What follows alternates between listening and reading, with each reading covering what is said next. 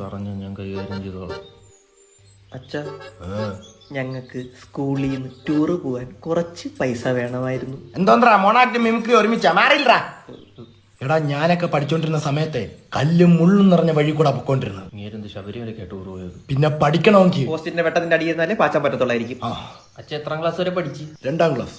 APPL ആപ്പിളൊന്ന് പാച്ചാൻ വേണ്ടിയാണെങ്കിൽ പോസ്റ്റിന്റെ അടിയിൽ പോയിരുന്നത്. അല്ല നിനക്കൊക്കെ എത്ര രൂപ ടൂർ ഫീസ്? 5000. കഴിഞ്ഞ പരീക്ഷയുടെ ചോദ്യ പേപ്പർ ഇങ്ങോട്ട്.